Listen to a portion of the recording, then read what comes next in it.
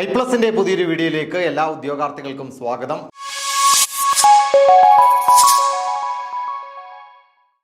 നമ്മളിത് പഠിക്കുവാൻ വേണ്ടി പോകുന്നത് മനുഷ്യാവകാശവുമായി ബന്ധപ്പെട്ട ടോപ്പിക്കാണ്. മനുഷ്യാവകാശമുണ്ട്, അതോടൊപ്പം തന്നെ മനുഷ്യാവകാശ കമ്മീഷനുകളുണ്ട്, അന്താരാഷ്ട്ര മനുഷ്യാവകാശ പ്രഖ്യാപനമുണ്ട്. വളരെ പ്രധാനപ്പെട്ട ഇഷ്ട ടോപ്പിക്കാണ്. പൊളിറ്റിക്കൽ സയൻസിൽ നിന്നും ഒരുപാട് ചോദ്യങ്ങളൊന്നും നമുക്ക് പരീക്ഷകളിൽ ചോദിക്കാറില്ല. പക്ഷേ അതിലും ഏറ്റവും പ്രധാനപ്പെട്ട കോൺസ്റ്റിറ്റ്യൂഷൻ അല്ലെങ്കിൽ ഗവൺമെന്റുമായി ബന്ധപ്പെട്ട കാര്യങ്ങൾ, അതോടൊപ്പം തന്നെ മനുഷ്യാവകാശവുമായി ബന്ധപ്പെട്ട കാര്യങ്ങൾ പ്രത്യേകിച്ച് ചോദിക്കാറുണ്ട്. കാരണം വളരെയധികം കറണ്ട് അഫയേഴ്സ് ആയിട്ടുള്ള ചോദ്യങ്ങളാണ് മനുഷ്യാവകാശവുമായി ബന്ധപ്പെട്ടുള്ളത്. കാരണം മനുഷ്യാവകാശ ലംഘനങ്ങളൊക്കെ ലോകത്തിന്റെ പല ഭാഗത്തായിട്ടൊക്കെ റിപ്പോർട്ട് ചെയ്യുന്ന സാഹചര്യത്തിൽ വളരെ ഇമ്പോർട്ടൻ്റ് ആയിട്ടുള്ള വളരെ ആനുകാലിക പ്രസക്തിയുള്ള ഒരു ടോപ്പിക് തന്നെയാണ് മനുഷ്യാവകാശം എന്നുള്ളത്. അപ്പോൾ നീതീകരിക്കാവുന്നതും നിയമപരവുമായ അവകാശവാദങ്ങളെയാണ് അവകാശം എന്നതുകൊണ്ട് അർത്ഥമാക്കുന്നത്. എങ്കിലും ഡെഫിനിഷൻ ഒന്ന് പഠിച്ചു വെച്ചത്, കാരണം സ്റ്റേറ്റ്മെന്റ് ടൈപ്പ് ചോദ്യങ്ങളൊക്കെ ഇപ്പോൾ വരുന്നുണ്ട് എന്നുള്ളത് കൊണ്ട് തന്നെ നോക്കിയേ, നീതീകരിക്കാവുന്നതും നിയമപരവുമായ അവകാശവാദങ്ങളാണ്. അതായത് നമ്മുടെ ഭാഗത്ത് വളരെ കൃത്യമായ ന്യായമുണ്ട് എന്ന തോന്നലുണ്ട് എങ്കിൽ നിങ്ങൾക്ക് ആ അവകാശവാദം ഉന്നയിക്കാം. ആ ഒരു വാദത്തെ വിളിക്കുന്ന പേരാണ് അവകാശം. അതായത് തെറ്റിനെ അല്ലെങ്കിൽ തെറ്റ് കാണിച്ചിട്ട് അതിനെ ന്യായീകരിക്കാൻ നിൽക്കരുത്. പക്ഷേ നമുക്ക് നമ്മുടെ ഭാഗത്ത് നീതീകരിക്കാവുന്നതാണ്. വളരെ കൃത്യമായിട്ട് നിയമ സംവിധാനങ്ങൾ വെച്ച് എഴുതി വച്ചിരിക്കുന്ന കാര്യവുമാണ്. പക്ഷേ നമ്മൾക്കത് കിട്ടുന്നില്ല എങ്കിൽ ആ കിട്ടാതിരിക്കുമ്പോൾ നമുക്ക് ചോദ്യം ചെയ്യുവാനുള്ള ഒരു റൈറ്റ് ഉണ്ട്, അല്ലെങ്കിൽ ആ ഒരു വാദമുണ്ട്. ആ വാദത്തെയാണ് നമ്മൾ എന്തെന്ന് വിളിക്കുന്നത്? അവകാശം എന്ന് പറയുന്നത്. ഏതൊരു മനുഷ്യനുമുള്ള മൗലികവും അടിസ്ഥാനപരവും ജന്മസിദ്ധവും സ്വാഭാവികവുമായ അവകാശങ്ങളാണ് മനുഷ്യ അവകാശങ്ങൾ. അപ്പം ഒരു മനുഷ്യന്, അപ്പോൾ നമുക്കറിയാം ഏറ്റവും ചിന്തിക്കുന്ന ജീവികളിൽ ഏറ്റവും പ്രധാനപ്പെട്ട അല്ലെങ്കിൽ അവകാശങ്ങളും സ്വാതന്ത്ര്യങ്ങളും ഒക്കെ അനുഭവിക്കുവാൻ കഴിയുന്ന ഒരു ജീവി ഉണ്ടെങ്കിൽ അത് മനുഷ്യൻ മാത്രമാണ്.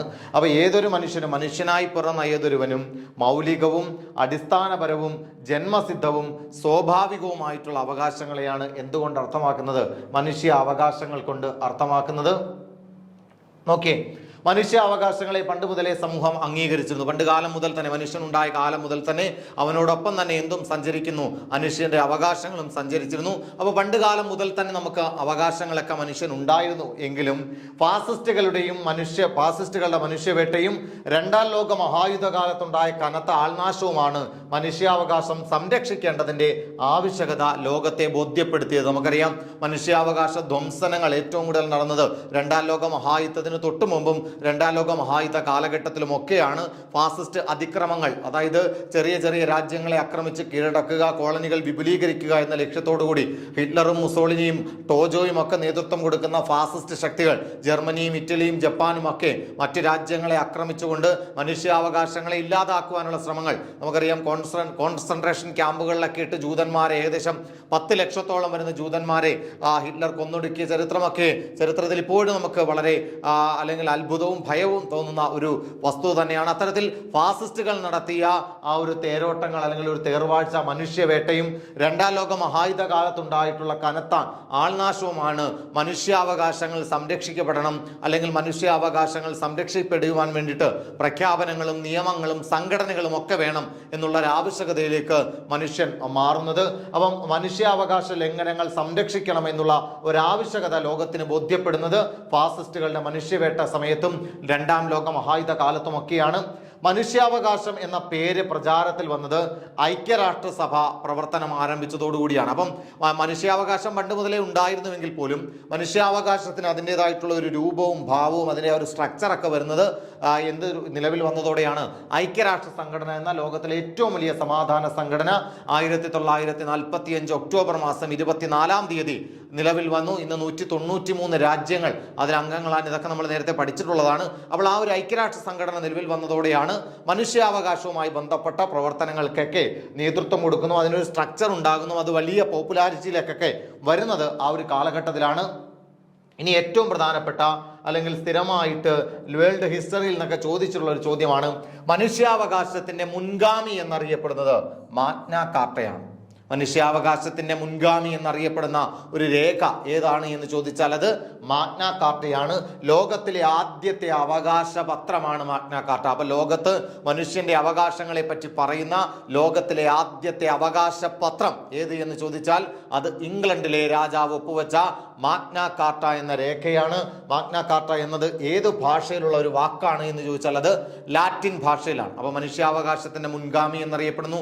മനുഷ്യാവകാശവുമായി ബന്ധപ്പെട്ട ലോകത്തിലെ ആദ്യത്തെ പത്രം അല്ലെങ്കിൽ ആദ്യത്തെ നിയമപരമായ രേഖ ഏത് എന്ന് ചോദിച്ചാൽ അത് മാഗ്ന കാർട്ടയാണ്. അതൊരു ലാറ്റിൻ വാക്കാണ്. മഹത്തായ ഉടമ്പടി എന്നാണ് മാഗ്ന കാർട്ട എന്ന വാക്കിന്റെ അർത്ഥം. അപ്പൊ മാഗ്ന കാർട്ട എന്നത് ഒരു ലാറ്റിൻ വാക്കാണ് എന്ന് പഠിച്ചു. ആ ലാറ്റിൻ വാക്കിന്റെ അർത്ഥം എന്ത് എന്ന് ചോദിച്ചാൽ മഹത്തായ ഉടമ്പടി എന്നുള്ളതാണ്. എന്താണ് മഹത്തായ ഉടമ്പടി എന്നുള്ളതാണ്. നോക്കി, ഇംഗ്ലണ്ടിലെ രാജാവായിരുന്ന ജോൺ രണ്ടാമനെ കൊണ്ട് ജനങ്ങൾ നിർബന്ധിച്ച് ഒപ്പുവെപ്പിച്ച ഉടമ്പടിയായിരുന്നു ഇത് മാഗ്ന കാർട്ട. അപ്പൊ രാജാവിന് ആ ചരിത്രം, ഇംഗ്ലണ്ടിന്റെ ചരിത്രമൊക്കെ പഠിക്കുമ്പോൾ നമുക്ക് കൃത്യമായിട്ട് മനസ്സിലാക്കാൻ കഴിയും. ജോൺ രാജാവിന് ഒട്ടും താല്പര്യം ഉണ്ടായിരുന്നില്ല ജനങ്ങൾക്ക് ഇത്തരത്തിലുള്ള അവകാശങ്ങളൊക്കെ കൊടുക്കുന്നതുമായി ബന്ധപ്പെട്ട്. പക്ഷേ ജനങ്ങൾ രാജാവിനെ പിടിച്ചു നിർത്തി വളരെ കൃത്യമായിട്ട് ഒപ്പുവെപ്പിച്ച ഒരു ഉടമ്പടിയാണ് മാഗ്ന കാർട്ട. ഡേറ്റ് പ്രീവിയസ് ചോദ്യമാണ്. 1215 ജൂൺ മാസം 15-ാം തീയതിയാണ് മാഗ്ന കാർട്ടയിൽ ഒപ്പുവെക്കുന്നത്. 1215 1-2-1-5 ജൂൺ മാസം 15-ാം തീയതി എന്നാണ്. 1215 ജൂൺ മാസം 15-ാം തീയതി ഇംഗ്ലണ്ടിലെ രാജാവായിരുന്ന ജോൺ രണ്ടാമനെ കൊണ്ട് ജനങ്ങൾ നിർബന്ധിച്ച് ഒപ്പുവെപ്പിച്ച മാഗ്ന കാർട്ട എന്ന ഉടമ്പടിയെ മനുഷ്യാവകാശത്തിന്റെ മുൻഗാമി എന്ന പേരിൽ അറിയപ്പെടുന്നു. മനുഷ്യാവകാശത്തെ പറ്റി പറയുന്ന, മനുഷ്യാവകാശവുമായി ബന്ധപ്പെട്ട ലോകത്തിലെ ആദ്യത്തെ പത്രം അല്ലെങ്കിൽ ആദ്യത്തെ നിയമപരമായ രേഖ ഏത് എന്ന് ചോദിച്ചാൽ അത് മാഗ്ന കാർട്ടയാണ്. 1215 ജൂൺ മാസം 15-ാം തീയതി ആ ഇംഗ്ലണ്ടിലെ റണ്ണിമീഡ് മൈതാനത്തിൽ വെച്ചാണ് ജോൺ രണ്ടാമൻ ഇതിൽ ഒപ്പുവെക്കുന്നത്. ഇത് ഒപ്പുവെക്കുമ്പോൾ അന്നത്തെ പോപ്പ് ആര് എന്ന് ചോദിച്ചാൽ നമുക്കറിയാം കത്തോലിക്ക സഭയുടെയും അല്ലെങ്കിൽ ക്രൈസ്തവ സഭകളുടെയൊക്കെ വലിയ സാന്നിധ്യവും സ്വാധീനവും ഒക്കെ ഭരണമേഖലയിൽ ഉണ്ടായിരുന്ന ഒരു കാലഘട്ടമാണ്. അപ്പോൾ സ്വാഭാവികമായിട്ടും ജോൺ രണ്ടാമൻ ഇതിൽ ഒപ്പുവെക്കുമ്പോൾ ആ പോപ്പിന്റെയൊക്കെ അല്ലെങ്കിൽ ആ ക്രിസ്തീയ സഭകളൊക്കെ ജനങ്ങളുടെ അവകാശങ്ങളൊക്കെ ഇല്ലാതാക്കുന്ന അല്ലെങ്കിൽ ആ അവകാശങ്ങൾ കവർന്നെടുക്കുന്ന, ജനങ്ങൾക്ക് ഒരു അവകാശവും ഇല്ലാതിരുന്ന ഒരു കാലഘട്ടമാണ് എന്ന് ഓർക്കുക. അതുകൊണ്ട് തന്നെ പോപ്പ് ആരാണ് എന്നുള്ളത് വളരെ പ്രധാനപ്പെട്ടതാണ്. പോപ്പിന്റെ പേര് വളരെ ഇന്നസെന്റ് ആയിരുന്നു. ഇന്നസെന്റ് മൂന്നാമനാണ്. ആരാണ്? ഇന്നസെന്റ് മൂന്നാമനല്ല, ഇന്നസെന്റ് മൂന്നാമനായിരുന്നു എന്ത് ആ ജോൺ രണ്ടാമൻ നമ്മുടെ റണ്ണിമീഡ് മൈതാനത്തിൽ വെച്ച് 1215 ജൂൺ മാസം 15-ാം തീയതി ലോകത്തിലെ ആദ്യത്തെ മനുഷ്യാവകാശ രേഖയായ മാഗ്ന കാർട്ടയിൽ ഒപ്പുവെക്കുമ്പോൾ അവിടുത്തെ പോപ്പ് ആര് എന്ന് ചോദിച്ചാൽ അത് ഇന്നസെന്റ് മൂന്നാമനാണ്. അതിൽ ഒപ്പുവെച്ച രാജാവ് ആരാണ് നമുക്കറിയാം. ആരാണ്? ജോൺ രാജാവാണ്. വർഷം മറക്കല്ലേടെ. എന്നാ വർഷം? 1215 ജൂൺ 15. അപ്പൊ എപ്പോഴും മനസ്സിലുണ്ടാകണം മാഗ്ന കാർട്ട മനുഷ്യാവകാശവുമായി ബന്ധപ്പെട്ട ആദ്യത്തെ ആധികാരിക രേഖ. ഇനി മാഗ്ന കാർട്ടയ്ക്ക് ചില പ്രത്യേകതകളൊക്കെ ഉണ്ട്. ഹേബിയസ് കോർപ്പസ്, നമുക്കറിയാം ഇന്നത്തെ റിട്ടുകളിൽ ഏറ്റവും പ്രധാനപ്പെട്ട റിട്ടുകളിലൊന്നാണ് ഹേബിയസ് കോർപ്പസ്. ആ ഹേബിയസ് കോർപ്പസ് ആദ്യമായിട്ട് ഉപയോഗിച്ചതും ആദ്യമായി കാണപ്പെട്ടതും എവിടെയാണ്? മാഗ്ന കാർട്ടയിലാണ്. അതോടൊപ്പം തന്നെ ധനകാര്യ നിയന്ത്രണം, ഒരു രാജ്യത്തിന്റെ സാമ്പത്തികവുമായി ബന്ധപ്പെട്ട നിയന്ത്രണം ആ പാർലമെന്റിൽ നിക്ഷിപ്തമാണ് എന്ന് ആദ്യമായി പരാമർശിച്ചതും മാഗ്ന കാർട്ടയിലാണ്. ഒരു അധികം വന്ന് കയറിയതാ, നിങ്ങൾ ക്ഷമിക്കണേ. അപ്പൊ എന്താണ് മാഗ്ന കാർട്ട? അപ്പം മനുഷ്യാവകാശവുമായി ബന്ധപ്പെട്ട ലോകത്തിലെ ആദ്യത്തെ ആധികാരിക രേഖ മാഗ്ന കാർട്ടയാണ്. മനുഷ്യാവകാശത്തിന് മുൻഗാമി എന്ന് മാഗ്ന കാർട്ട അറിയപ്പെടുന്നു.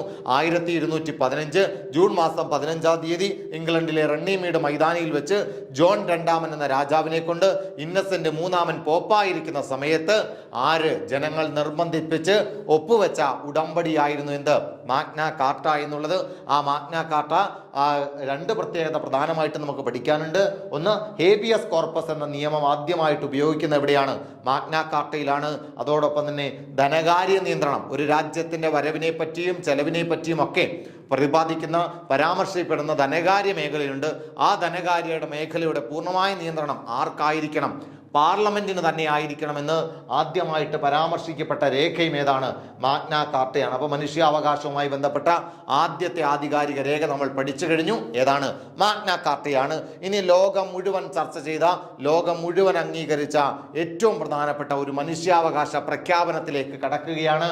സാർവത്രിക മനുഷ്യാവകാശ പ്രഖ്യാപനം, അന്താരാഷ്ട്ര മനുഷ്യാവകാശ പ്രഖ്യാപനം എന്നൊക്കെ അറിയപ്പെടുന്ന ഏറ്റവും പ്രധാനപ്പെട്ട ഒരു പ്രഖ്യാപനമാണ് സാർവത്രിക മനുഷ്യാവകാശ പ്രഖ്യാപനം.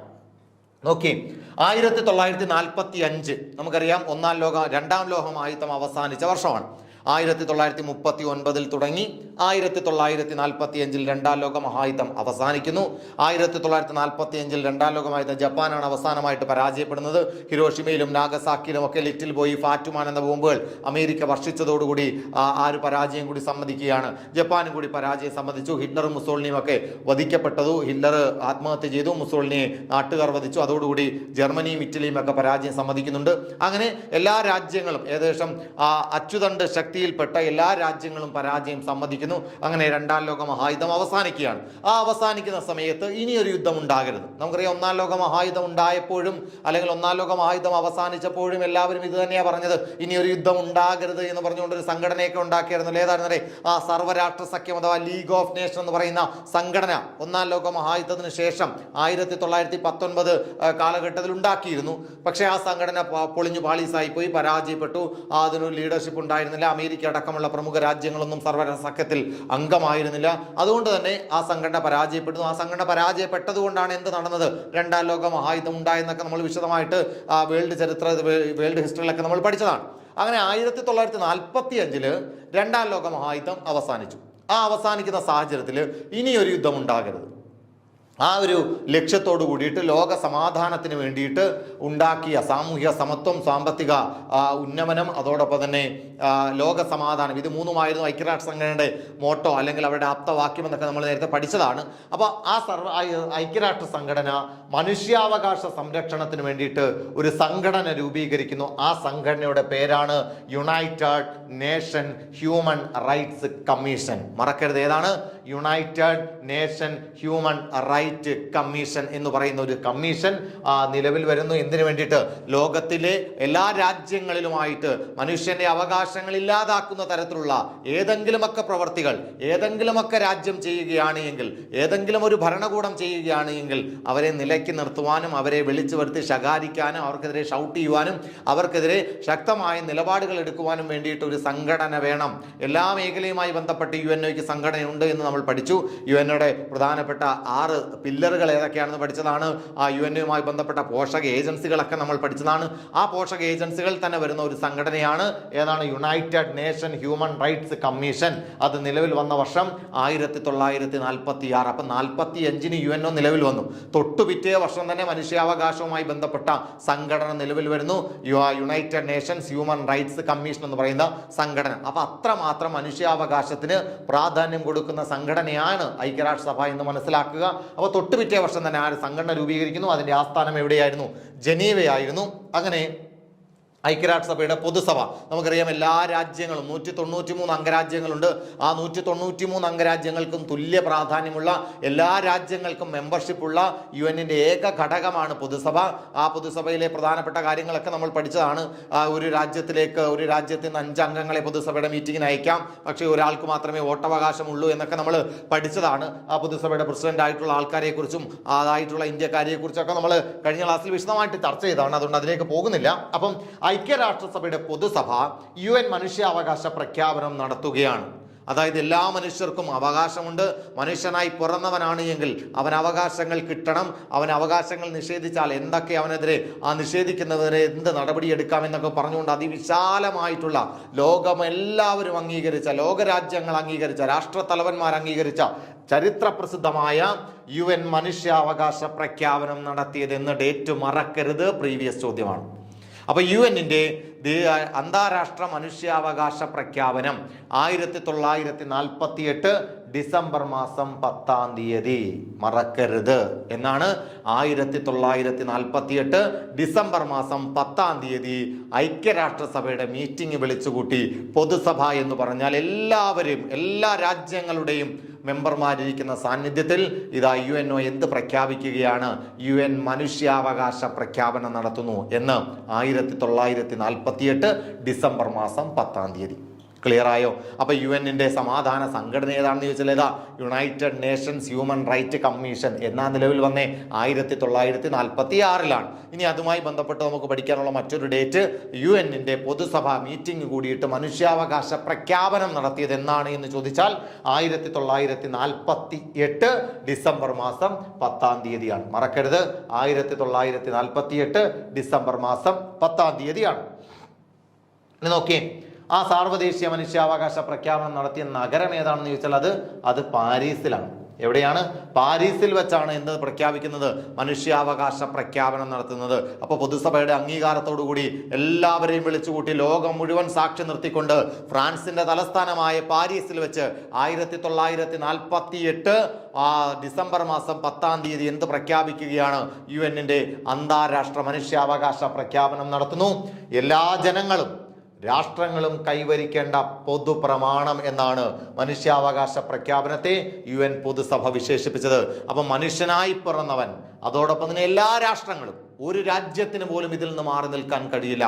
അപ്പൊ എല്ലാ മനുഷ്യരും എല്ലാ രാഷ്ട്രങ്ങളും അനുസരിക്കേണ്ട ഒരു പൊതുപ്രമാണമാണ് എന്ത്? UN അന്താരാഷ്ട്ര മനുഷ്യാവകാശ പ്രഖ്യാപനം എന്നാണ് UN പൊതുസഭ ഇതിനെ വിശേഷിപ്പിച്ചത്. ഇനി മനുഷ്യാവകാശ പ്രഖ്യാപനത്തിന്റെ ശില്പി വളരെ ഇമ്പോർട്ടൻ്റ് ആണ്. 1948. ഞാൻ ഡേറ്റ് എപ്പോഴും പറയുന്നത് പ്രീവിയസ് ചോദ്യമാണ്, കൺഫ്യൂസിങ് ആകരുത് എന്ന ഉദ്ദേശമാണ്. 1948 ഡിസംബർ മാസം 10-ാം തീയതി പ്രഖ്യാപിച്ച മനുഷ്യാവകാശ പ്രഖ്യാപനത്തിന്റെ ശില്പി ജോൺ പീറ്റേഴ്സ് ഹംഫ്രി. ആരാണ്? ജോൺ പീറ്റേഴ്സ് ഹംഫ്രിയാണ്. ആരാണ്? ജോൺ പീറ്റേഴ്സ് ഹംഫ്രിയാണ് എന്ത്? UN മനുഷ്യാവകാശ പ്രഖ്യാപനത്തിന്റെ ശില്പി എന്നറിയപ്പെടുന്നത് ജോൺ പീറ്റേഴ്സ് ഹംഫ്രിയാണ്. ഇനി മനുഷ്യാവകാശ പ്രഖ്യാപനത്തെ മനുഷ്യവംശത്തിന്റെ അന്താരാഷ്ട്ര മാഗ്ന കാർട്ട എന്ന് വിശേഷിപ്പിച്ചത് ആരാണ്? Eleanor Roosevelt.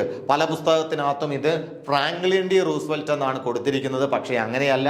മനുഷ്യാവകാശ പ്രഖ്യാപനത്തെ മനുഷ്യവംശത്തിന്റെ അന്താരാഷ്ട്ര മാഗ്ന കാർട്ട എന്ന് വിശേഷിപ്പിച്ചത് എലിനോർ റൂസ്വെൽറ്റ് ആണ്. എന്ന് പറഞ്ഞാൽ അമേരിക്കയുടെ മുൻ പ്രസിഡന്റ് ആയിരുന്ന ഫ്രാങ്ക്ലിൻ ഡി റൂസ്വെൽറ്റിന്റെ ഭാര്യയാണ് ആര്?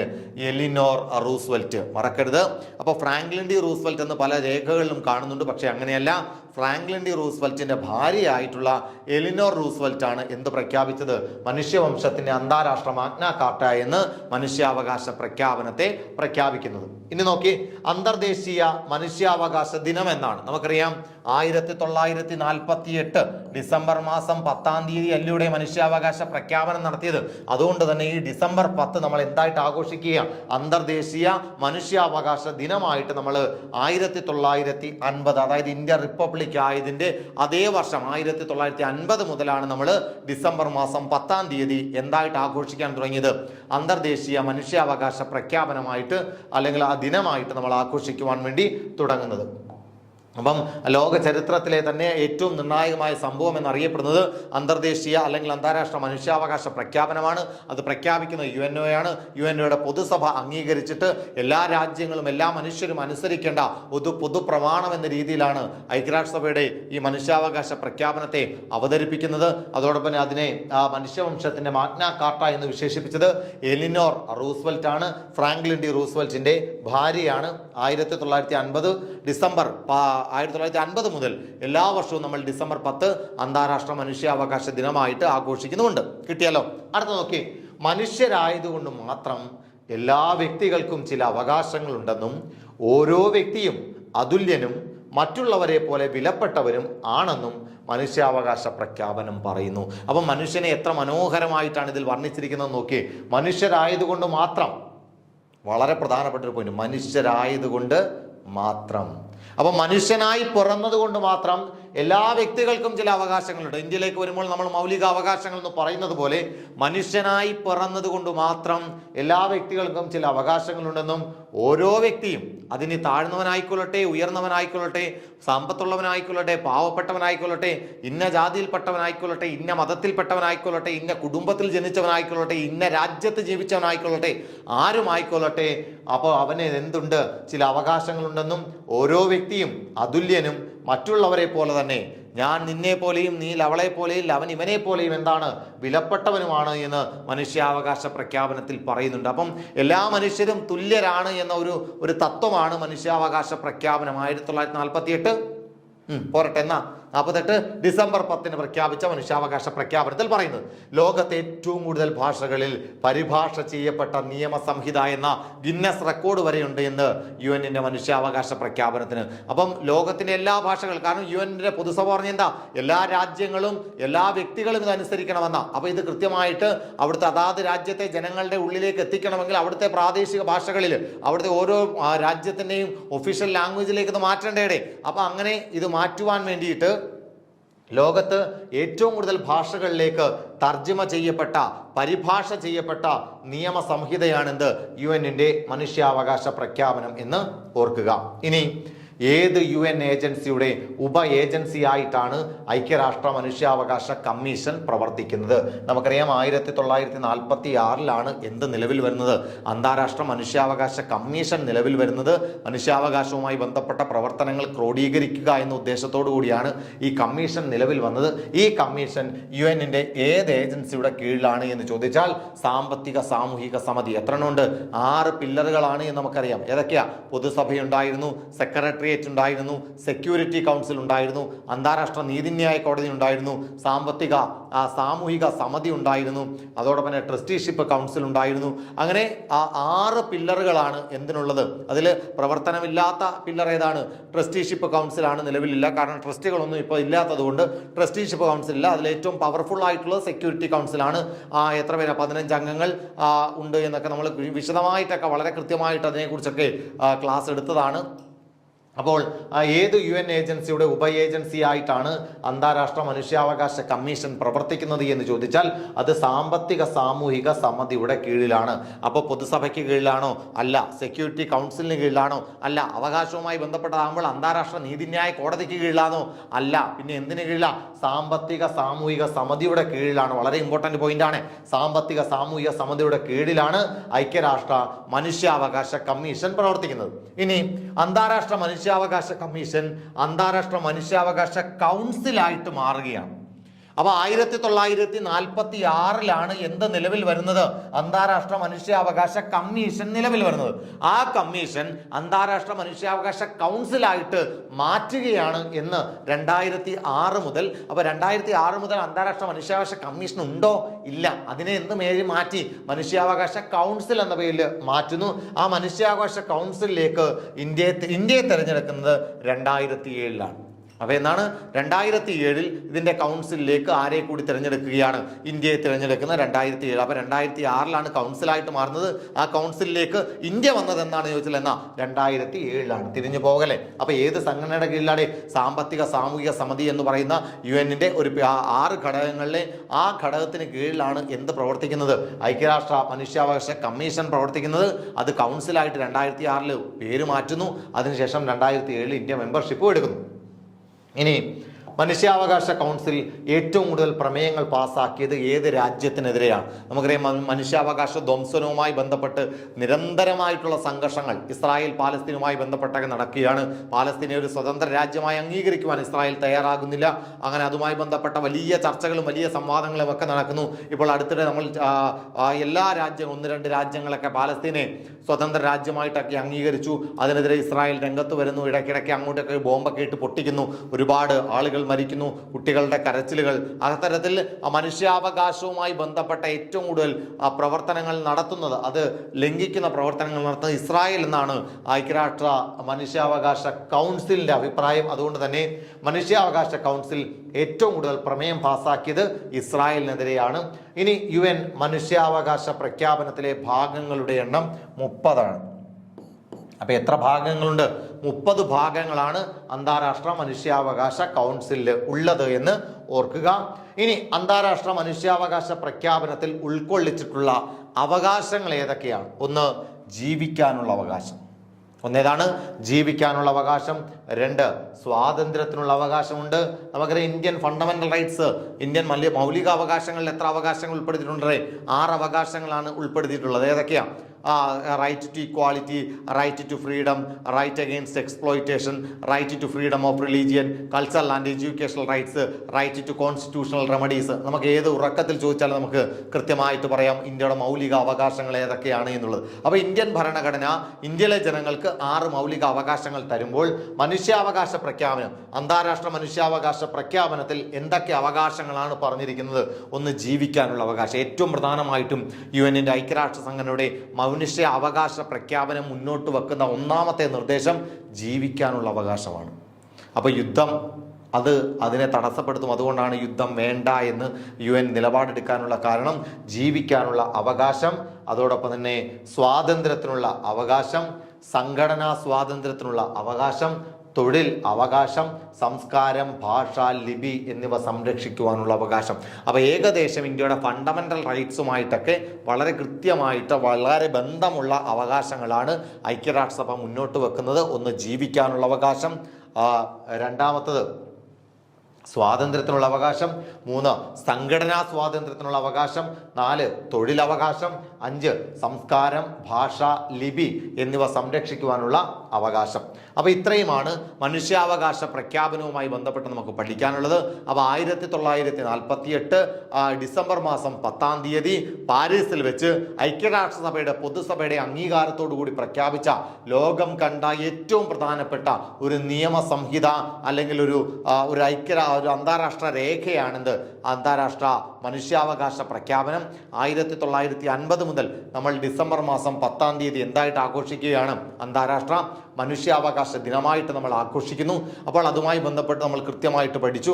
അതിനു മുമ്പ്, അതായത് അന്തർദേശീയ മനുഷ്യാവകാശ പ്രഖ്യാപനം UNO പാസ്സാക്കുന്നതിന് മുമ്പ് 1945 നിലവിൽ വന്ന ഐക്യരാഷ്ട്ര സംഘടന 1946 മനുഷ്യാവകാശവുമായി ബന്ധപ്പെട്ട കൗൺസിൽ രൂപീകരിക്കുന്നു.